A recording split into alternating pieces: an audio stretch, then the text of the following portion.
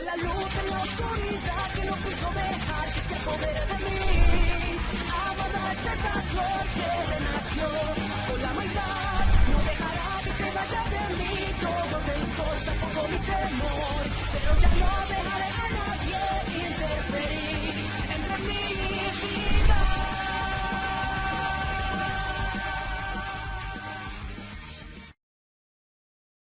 Hola familia, bienvenidos a mi horrorama especial de Halloween. Es mi primer video de este tipo, espero les guste. Está hecho para los que quieran pasar un rato oyendo unas buenas historias de terror. Bueno, comencemos. Pensaban que el baboso de Sau iba a contarle las historias, pues no, aún estoy yo, ese cabronazo solo es mi gata. Bueno, arrancamos con la primera historia titulada El Ángel de la Muerte.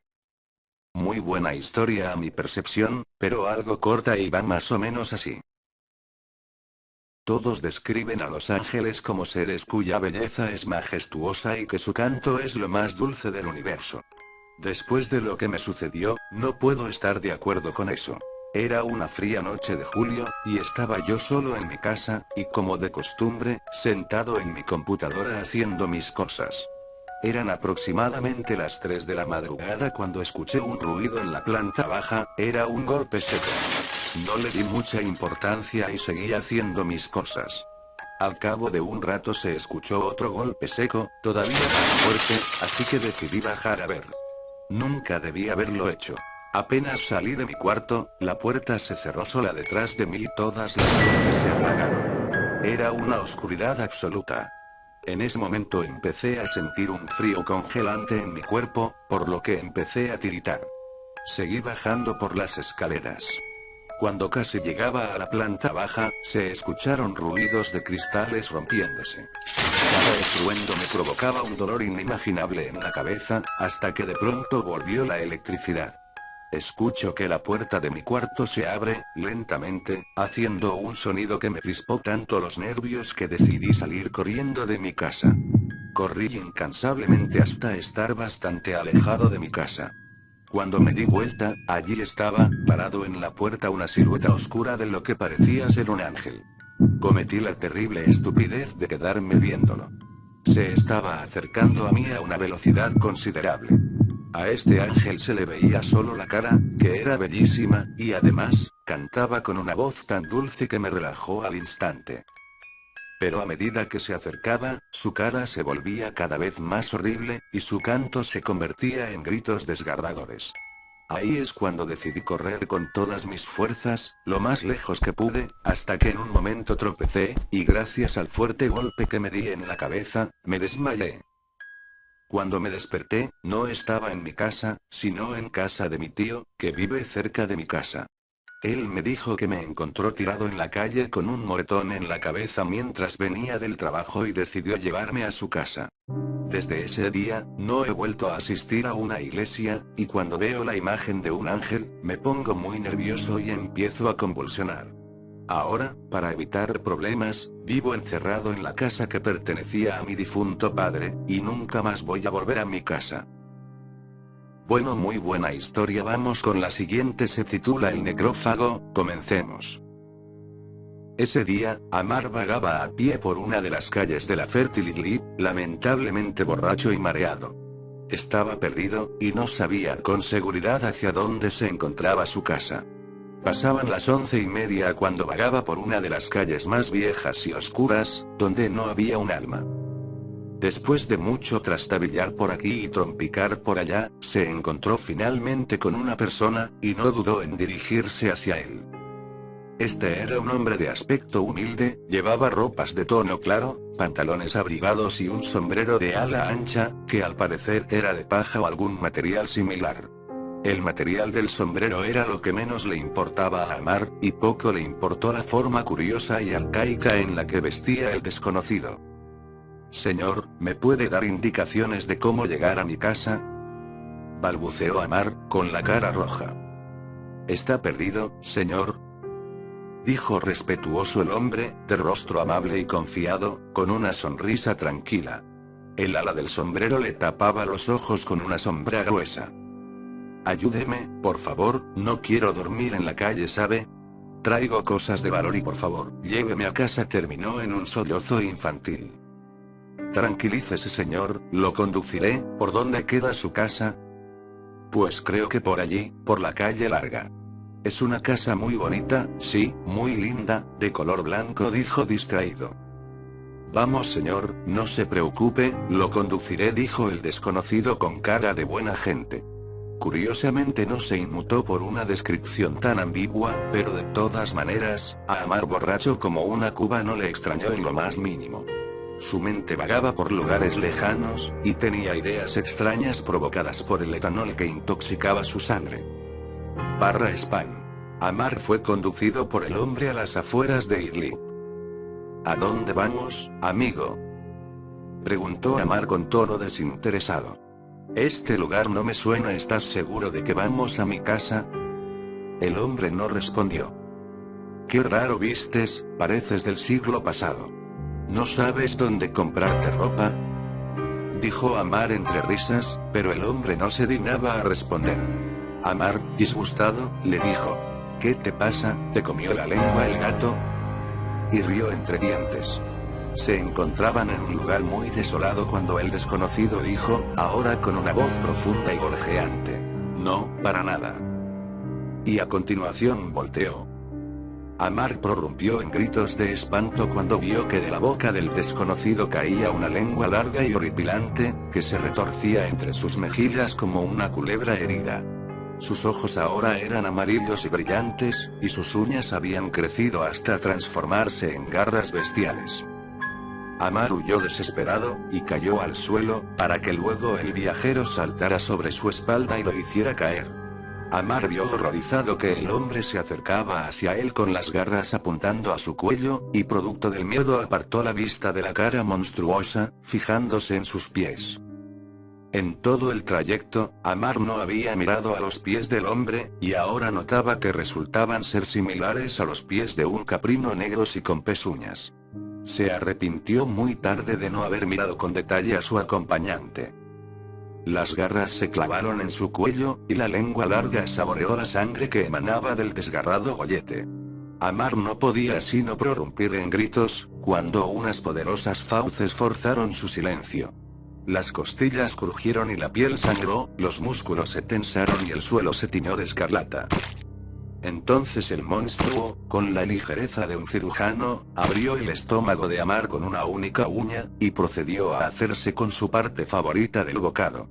Luego de comerse el interior, el engendro descuajó sus fauces y se tragó el cadáver entero, desintegrándolo en su interior. Minutos después, ya digerido el sirio, el monstruo se irguió. Una mueca de esfuerzo asomó la cara del monstruo, quien luego mutó su cuerpo para transformarse en lo que parecía ser un canino negro. Las patas traseras del can seguían siendo las de una cabra.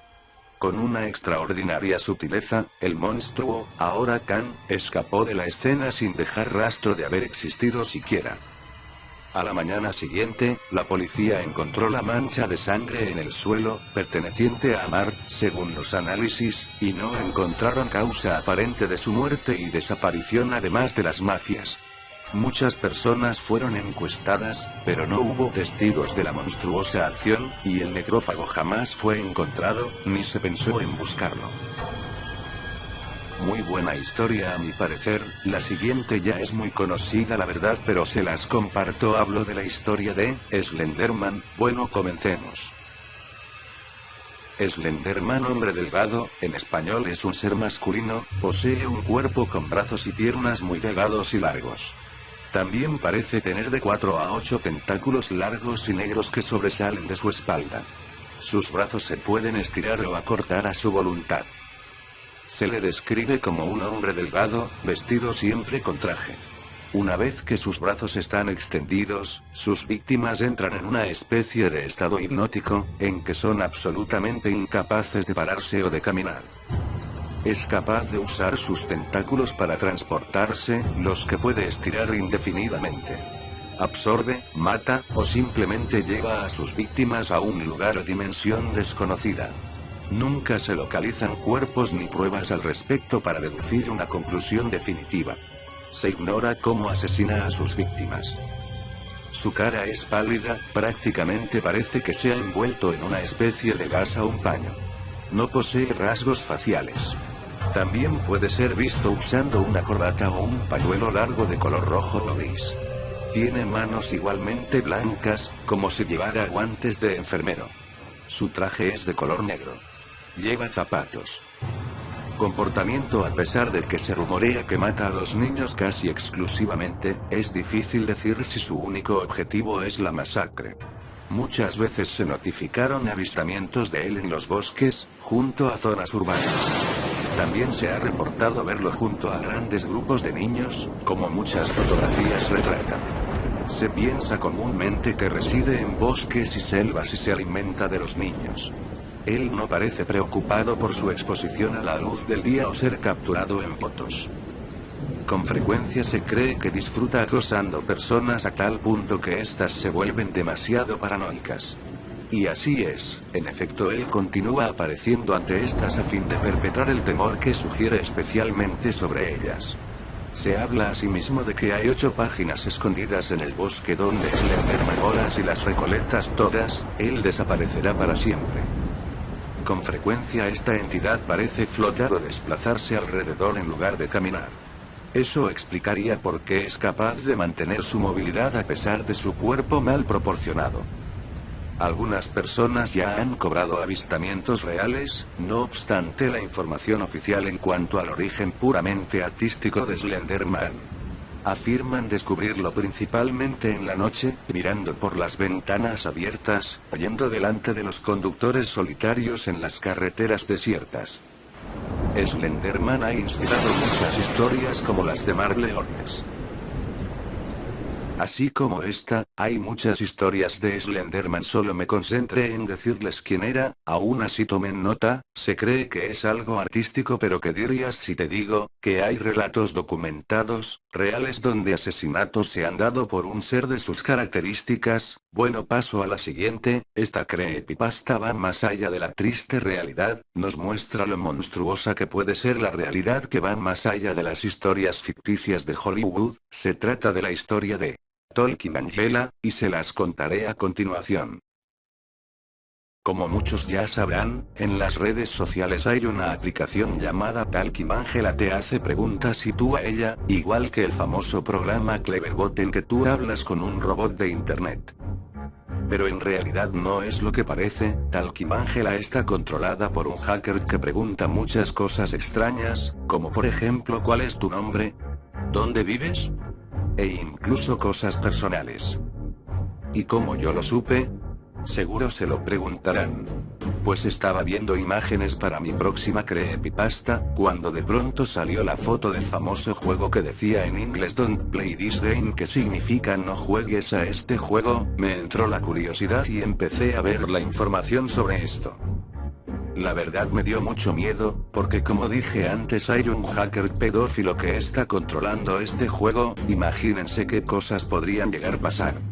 Una niña del estado de Missouri, en Estados Unidos, fue secuestrada por causa de esta aplicación. Yo recomiendo no instalar esta app y si la tienen, bórrenla lo antes posible, pero eso dependerá de cada creyente. Puede parecer un juego normal, pero no lo es. Ten cuidado con esta app, no sabes quién puede estar detrás de esta gatita inocente. ¿Y tú qué me dices?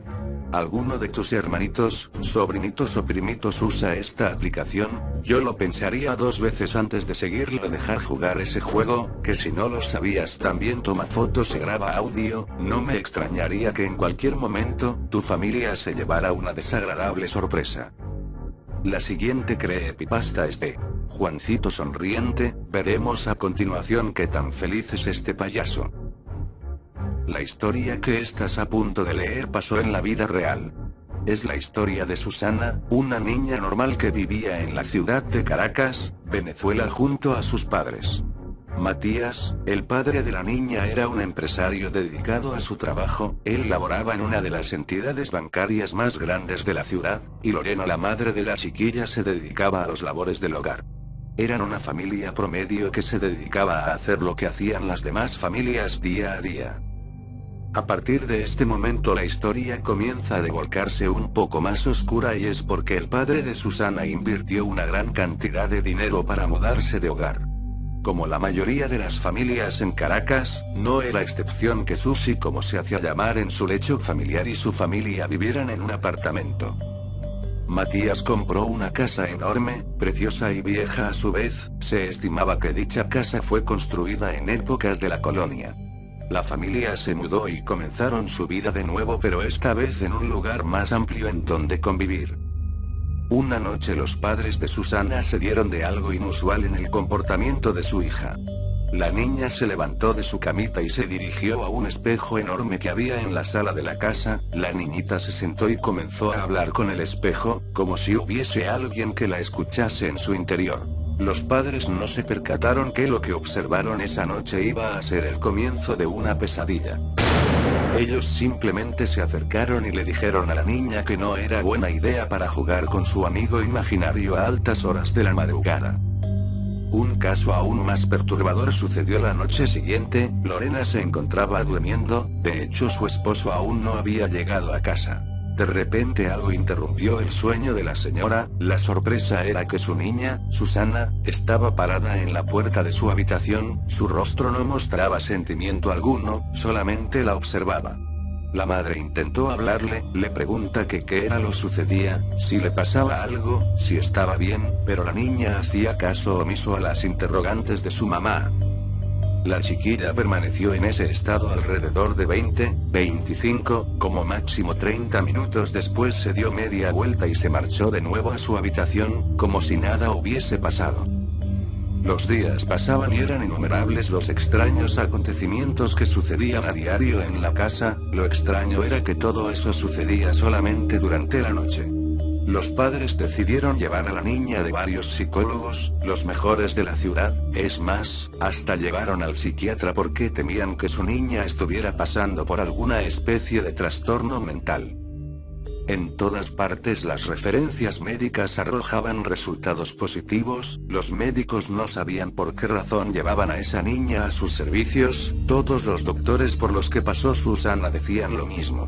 Susana es una niña ejemplar, inteligente, extrovertida, no hay nada que la diferencie de las demás niñas.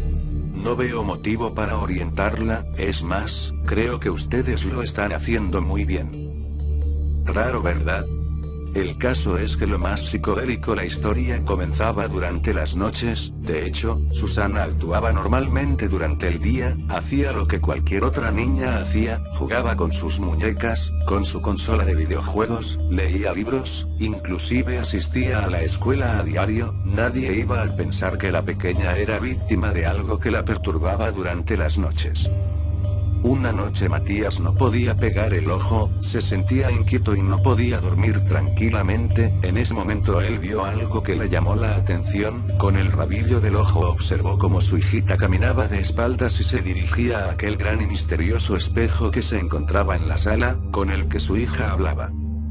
Matías se acercó a su niña, la cual estaba muy entretenida conversando con su propia figura. Él se agachó, colocó delicadamente la mano sobre el hombro de su niña y le dijo: ¿Qué estás haciendo, mi amor? ¿Con quién estás hablando? Enseguida la pequeñita le responde: Estoy hablando Juancito sonriente, papi. Él es mi amigo, es un payaso y me visita todas las noches. Matías sintió una sensación de claustrofobia, se sintió encerrado en una confusión cuando su hija le respondió eso. Él, como cualquier ser humano, siguió hablando con la niña, pues la curiosidad le mataba. Y dime, mi amor, ¿Juancito está dentro del espejo? Lo que la niña contestó, le heló la sangre por completo y según él esas palabras jamás saldrían de su cabeza. No, papi, Juancito sonriente no está dentro del espejo. Juancito sonriente está detrás de nosotros. Lo que pasa es que a él no le guste que lo miren a la cara y siempre me susurra al oído: nunca mires atrás. El papá no halló qué hacer, simplemente se quedó mirando a su niña con una cara de impresión, porque no es normal que una niña de 6 años te conteste a esa manera. En ese momento Matías lo sintió. Sintió una presencia detrás suyo que lo perturbó y en un momento desesperado por saber quién era o qué era lo que estaba detrás suyo, él volteó. Para su sorpresa no había nadie, eso le causó un gran alivio, pero aún así él sabía que aquella experiencia fue real. Matías se levantó y convenció de ir a dormir a Susana, la niña hizo caso y se acostó, el papá con una breve muestra de cariño la arropó y se marchó. La pesadilla comenzó al día siguiente cuando un estrepitoso grito le perturbó el sueño, era su esposa, Lorena, y provenía del cuarto de Susana. Matías se levantó como un loco de la cama, salió al pasillo y en pocos segundos había llegado a la habitación de su hija. Allí estaba Lorena, en una esquina en estado de shock, su mirada perdida sobre la cama de su bebé donde se hallaba el cadáver de Susana, destrozado completamente, su cabeza había girado 180 sobre su eje y lo más aterrador es que dentro de su boca encontraron una gran cantidad de golosinas. Lo más aterrador es que en la pared de la habitación había un texto escrito con la sangre de la niña donde decía claramente lo siguiente: ella te dijo que no miraras atrás. Esta historia me la contó Marlon, el hermano de Matías, él me comentó que Lorena fue internada en el hospital psiquiátrico de Caracas, ella no volvió a ser la misma. En cuanto a Matías, bueno, él se suicidó, no pudo vivir con el arrepentimiento de haber mirado atrás aquella noche. Bueno, ahora que piensas de los payasos, solo ten cuidado, este fue un hecho real, no sabes lo que el destino te prepara. Ahora bien, les traigo la última creepy, solo déjame decirte, si eres asustadizo no te recomiendo que la escuches, esta creepypasta me dejó varios días sin dormir bien. Ahora bien, si es tu decisión vamos, adelante, solo que no pondré edición alguna, no quiero revivir dicha historia. Se titula Cara Pálida.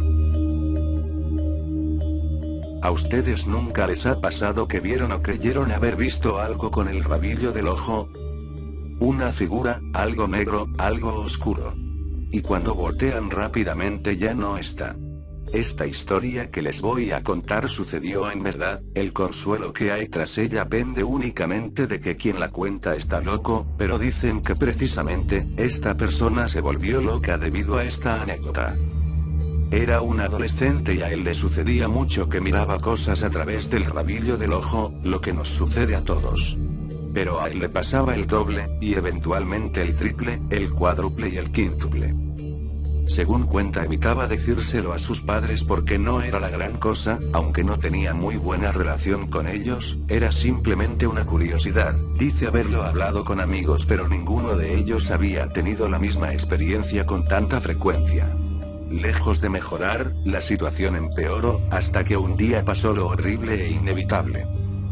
Pues cuando giró la cabeza para ver la figura con el rabillo del ojo, esa cosa que siempre desaparece en este momento no había desaparecido, se había quedado ahí, sin importarle que lo vieran. Era alto, muy alto, y delgado al extremo, los huesos de las costillas se le marcaban de tal manera que era imposible, su piel era aceitosa, repulsiva a la vista, estaba completamente desnudo. No tenía genitales y sus piernas no eran más que palos, si es que a eso se le podían llamar piernas. Los hombros se le marcaban tanto que era asqueroso, tenía un cuello muy delgado y largo que sostenía una gran cabeza, era horrible de ver. El chico recuerda haber pensado en ese momento que era imposible que una cabeza tan grande pudiera ser sostenida por un cuello tan frágil. La cara no tenía arrugas ni marcas, de hecho no tenía boca ni ningún rasgo facial salvo dos agujeros enormes y cavernarios muy oscuros que venían a ser sus ojos, y la figura lo veía fijamente. Esa primera ocasión dice que hubiera sido la más horrible de su vida de no haber sido por lo que pasó después, pero por ahora él dice que tiró la silla donde estaba y fue gritando, chillando y llorando al cuarto de sus padres. Él recuerda haber visto cómo su papá abrió la puerta, cómo él se tiró dentro del cuarto chocando contra la cama y cómo el papá cerró la puerta detrás de él tapando la visión de ese monstruo horrible que lo había seguido hasta el pasillo. Incluso recuerda que la puerta se cerró y que ya no lo vio más. ¿No lo vieron? ¿No lo vieron? Pregunta él, el padre abre la puerta, la figura sigue ahí, pero ellos no ven nada, ni papá ni mamá ven al monstruo. Fue una noche bastante difícil pero finalmente pasó, no había vuelto a ver el monstruo durante el día pero ese breve alivio que quizá pudo haberse explicado con la primera excusa que él hubiese abrazado no valió de nada cuando a la noche siguiente lo volvió a ver. Esta vez estaba en el cuarto parado frente a la puerta, y la criatura no hacía nada, simplemente se limitaba a mirarlo con la cuenca de esos ojos oscuros que parecían vacíos. Nuevamente el susto, los gritos, se podrán imaginar si nadie más podía ver lo que pensaban los padres, y él chillaba, lloraba, gritaba, y a pesar de que por momentos la criatura se iba, no tardaba en volver, de hecho cada vez se quedaba con él un poquito más. En los documentos que cuentan el historial de este paciente denota que él lo llamó cara pálida, los amigos no tardaron en abandonarlo, y eso que él creía que eran buenos amigos, pero lo horrible no era el hecho que él nunca estuvo rodeado de buenos amigos, era simplemente que, lo abandonaron con tanta facilidad como a cualquier otra persona la abandonarían si ve algo que no puede explicar o ve algo que no le puede probar a los demás. La novia lo abandonó, y él cada día se iba poniendo más enfermo hasta el punto que su salud mental empezó a deteriorarse. Reporta que el monstruo incluso lo seguía de día, ya no solo de noche, y como siempre, solamente permanecía de pie, mirándolo incesantemente. No fue más a estudiar, dejó de hacer las actividades que siempre hacía, y pronto se convirtió en un incordio para sus padres, porque el chico no quería abandonarlos nunca, pues se sentía mejor si permanecía en compañía de otro ser humano, que estuviera con él para no quedar a solas con cara pálida. Pero nuevamente, así como los amigos lo abandonaron, los padres también lo hicieron, recluyéndolo en una institución mental. Pasaron los meses y su odio creció tanto, pero tanto, después de no solamente arrojarle cosas a cara pálida, cosas que simplemente pasaban de largo como si fuera un espejismo, no solamente de gritarle o insultarlo, no solamente de reunir valor de ir a atacarlo él mismo, no solamente de rogarle llorando que por favor lo dejara en paz. Todo fue en vano. Pero una noche después de que sus ojos se secaron y ya no pudo llorar más con cara pálida ahí, muy cerca viéndolo fijamente, este chico que tuvo el poder de ver las visiones que pasan a menudo por el rabillo del ojo, fue regalado con otra visión. Miles de personas en la oscuridad, personas que no salían de su imaginación, personas que él sabía que existían. Y miles de caras pálidas, miles de monstruos, un poco diferentes unos de otros, tan diferentes como las personas entre sí. Cada uno acompañando a un ser humano. Entonces lo supo, cada uno de nosotros tiene a su propio cara pálida, solo que no lo podemos ver. Y hay otra cosa más, así como cada quien tiene a su ángel de la guardia, resulta que los cara pálidas son los escoltas de las personas que ya están condenadas. No tienen a ángeles de la guardia, tienen a caras pálidas siguiéndolos.